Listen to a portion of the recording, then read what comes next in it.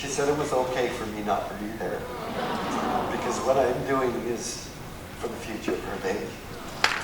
Now,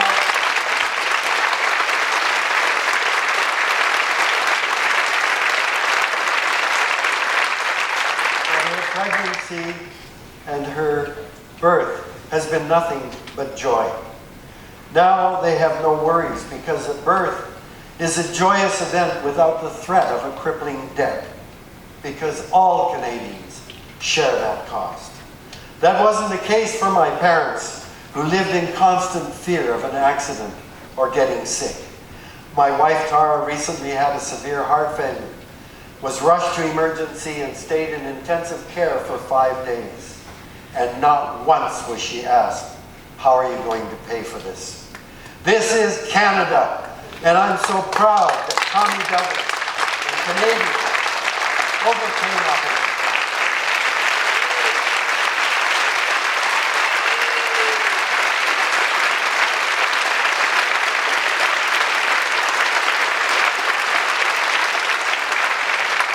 My grandchildren are a genetic mix, part Japanese, part English, a bit of Chilean, and a lot of Haida. That was unthinkable in the Canada of my childhood. Today we take for granted our multicultural nation and revel in our ethnic diversity. I believe the true measure of a country is not in the number of extremely wealthy people, but rather the state of the poorest, the weakest, most vulnerable among us. And in that we still have much to do. Environmental hazards and toxic pollution disproportionately affect people at the lower end of the socioeconomic scale. Our campaign for environmental rights is also one for human rights and social justice. Yeah. To me, the concept of sustainability is the long-term commitment of society to ensure that no generation suffers a diminution of opportunity or fulfillment of their basic needs. There can be no greater need for any of us than a healthy environment. Clean air, clean water, clean soil and food, photosynthesis, and a diversity of other living things. The right to live in a healthy environment is constitutionally recognized by more than half of the world's nations, 110 countries, but not Canada, despite efforts over the years to achieve it. Countries with this right generally rank higher on environmental performance and have done better at addressing issues such as air pollution and climate change than those whose constitutions lack this right. And it's not a right or left political issue. It was a conservative president in France, Jacques Chirac, who championed constitutional recognition of the right to a healthy environment in his country. More than 70,000 French citizens attended public hearings on the issue.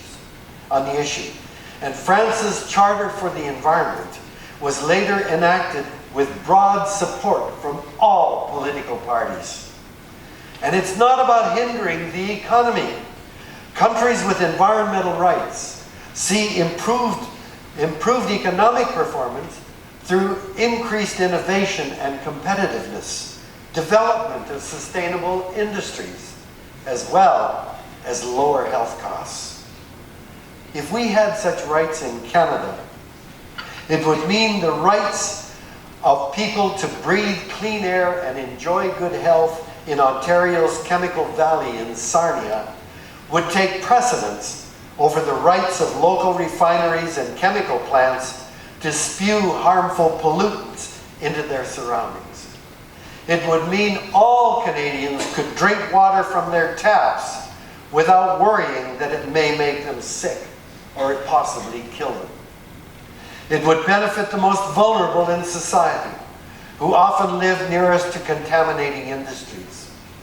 We cannot have a strong economy without a strong, vibrant people, and we cannot have healthy people without a healthy environment.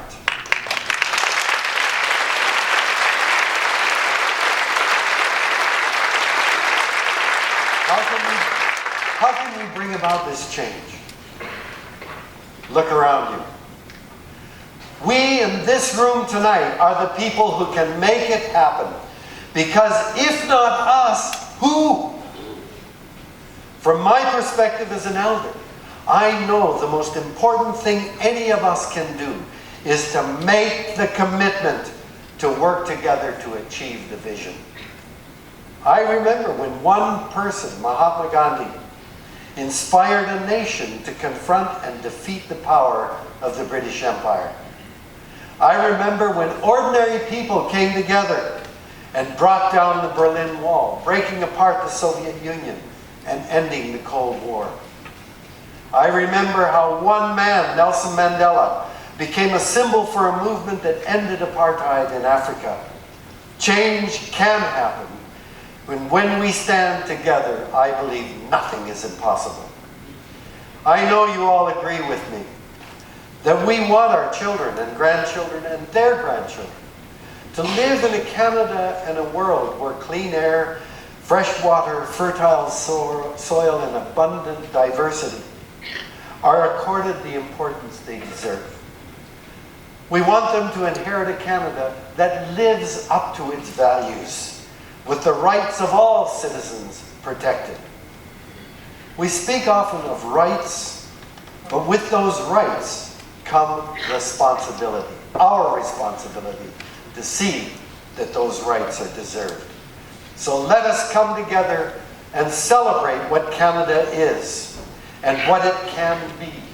Let us talk about what matters most to our health and well-being and our responsibility to ensure that they are protected. Tonight, I ask you to join me. Join the David Suzuki Foundation and the many other groups that are working with us to push this initiative to ensure environmental rights for all Canadians. First at the local, municipal level, then provincial, and finally federal governments. There have been huge changes in my lifetime. What changes will you see in yours? Let's think about the future, the things that matter most to us. And then let's work together for positive change. Together we can and we will make it happen. Thank you very much.